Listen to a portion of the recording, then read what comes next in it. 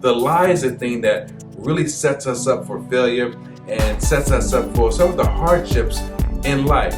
We don't always know it, but it's the lie that tells you and prepares you for all of the things that you won't be able to do.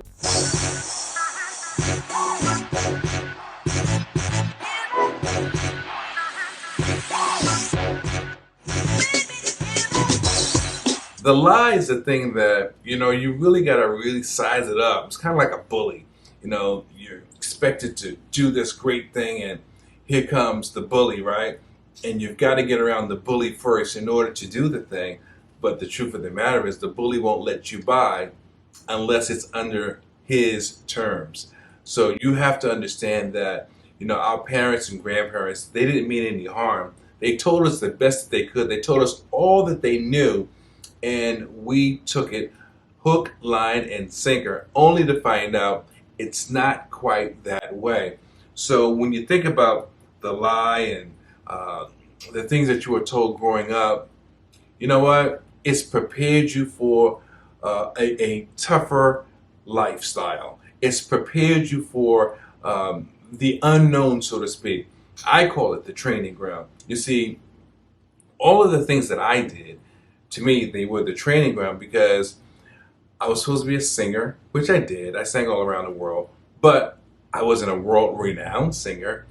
I was supposed to just be this kind guy that grew up, got married with a white picket fence, and I've been married. I'm also divorced. So it doesn't always work exactly like that. It makes you tougher. It makes you prepared to deal with life on life's terms. Now, we're living in a truly flawed society. If you look around, you can see the things that happen, and you know for yourself, you can see for yourself that some things that happen in our world, they aren't ideal, and they're unfair and unbalanced for some groups of people, and other groups of people, they seem to fare okay. Well, in my personal opinion, that's flawed. And it's flawed on a number of reasons, layer after layer, because I don't believe the world was designed to be that way. There's enough resources here for all of us, but there are a few people that decides that they want to have them all, or they want to divvy them out according to how they see fit. So understand that as it relates to being the best version of yourself, there's going to be some bumps in the road. There's going to be some things that you want to see differently. There are going to be some things you're going to have to make them different. So there was a movie I saw with Emilio Estevez and Demi Moore a long time ago. It was titled Wisdom. In this movie, spoiler alert, they were robbing banks and giving the deeds to the landowners because the banks were going to foreclose on their property. And in the end, they said, "Why did you do this?" And Emilio Estevez says, "When I was a kid, they told me I could be anything I want to be." And that resonated with me so deeply because I remember being that little kid with 3 channels, channel 2, channel 4, channel 7, and occasionally you see one of the off channels, and it made such an impression on me. And the biggest part of that impression was thinking that you can grow up and be exactly like things you saw on television. See, no one bothered to tell me or show me or teach me the step-by-step method. Now, I know everyone has a different learning style and a different learning method, but for me, I wanted to know if I could just be that businessman. Now, yeah, I did become that, but the way that I became it was really rough and tough. Around the edges, through the middle, and any other way you want to look at it. There are times when you're going to go through some things, and it's, as I would say, aligned by design. So in my book, I talk about another chapter called New Rules. And the new rules are that you have to learn to be accountable. Being accountable is difficult for some of us because of ego, because of pride. But being accountable is the answer for you being the ultimate version of yourself, and for you being able to overcome some of the challenges that will be before you. So for example, when you decide or realize that you must be accountable, it's going to consist of a process, and you must honor that process. That process consists of, first of all, acknowledging the fact that there's something that needs to be corrected. Acknowledging that you're in the driver's seat now and you can do something about it. Then you have to understand that. You have to actually understand that, this is a issue and I'm coming to terms with it, and be okay with that. But once you understand it, then you have to accept it.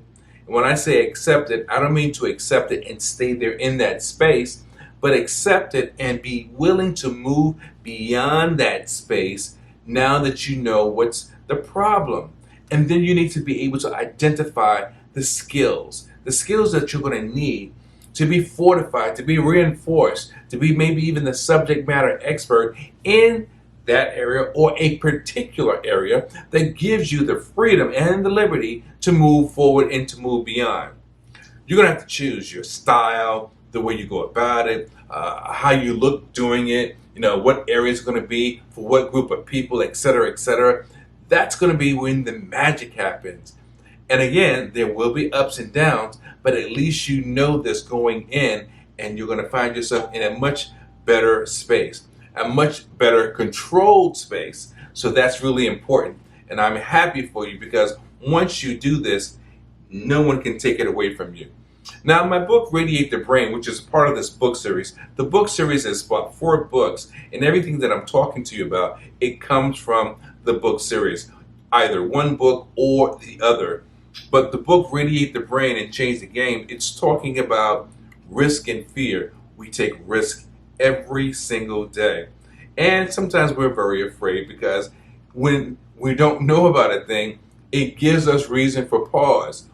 But usually after a while, we become comfortable. It's still a risk, but we become comfortable. Just like if you look at the way things are happening in the world today.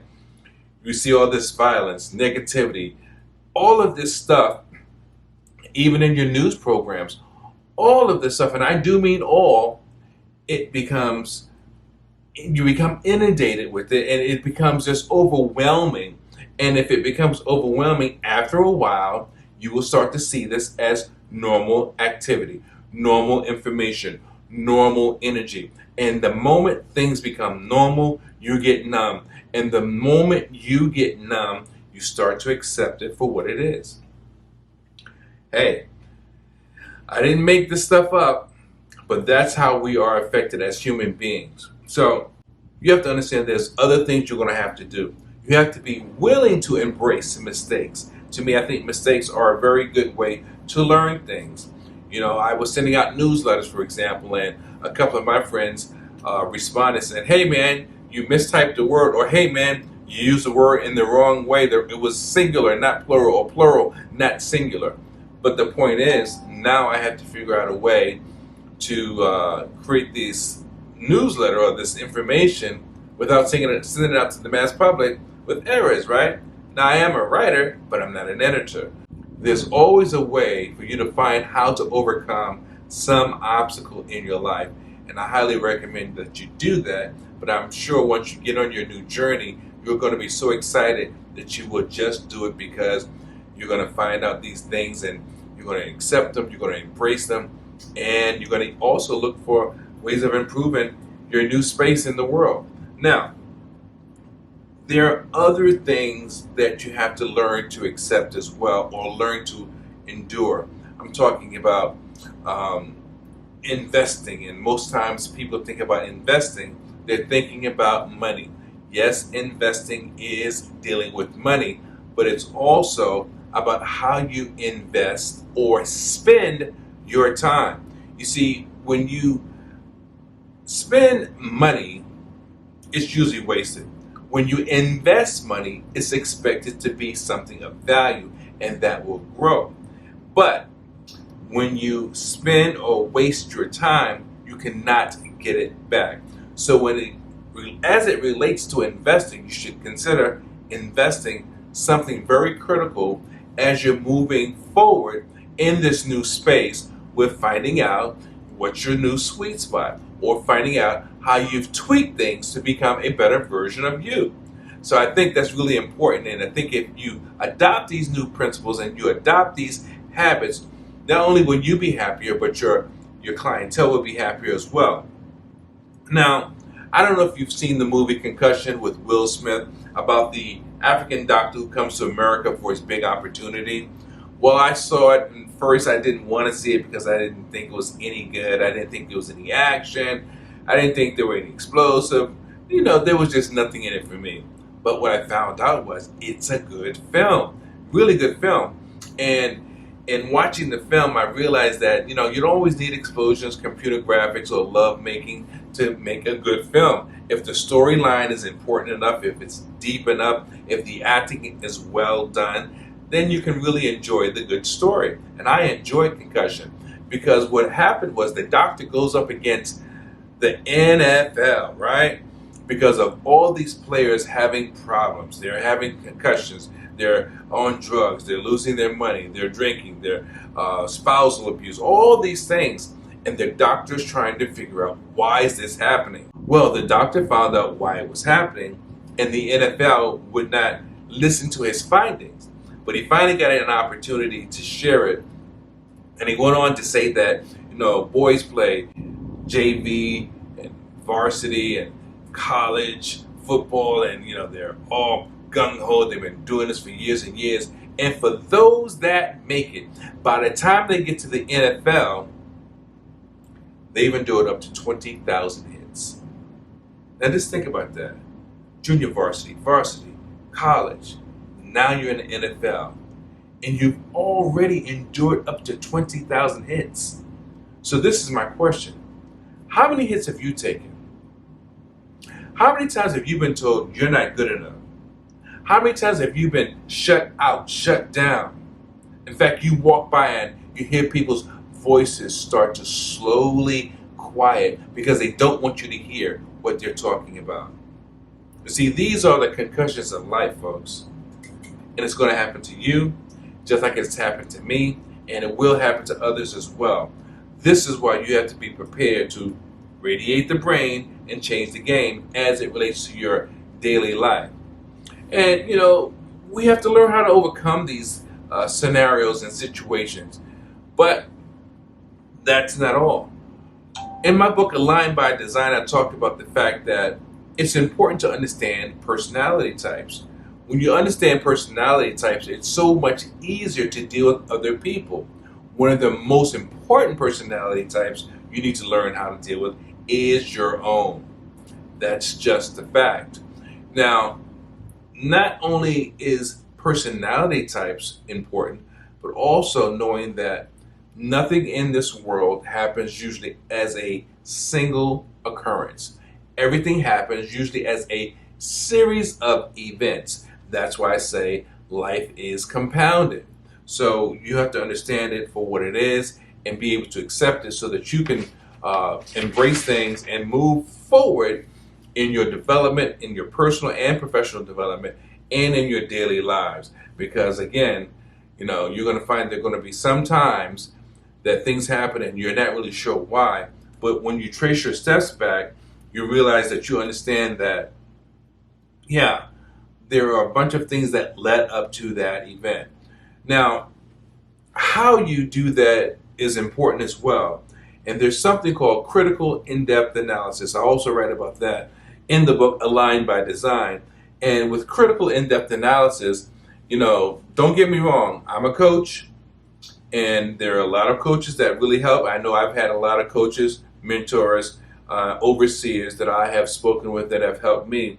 But with critical in-depth analysis, it's an opportunity for you to be your own coach, for you to dissect things that have happened in your life so that you can see and say things honestly based on what they really are, not just on what you want them to be. That's how you get to the bottom of it. As we said earlier, it's about being accountable.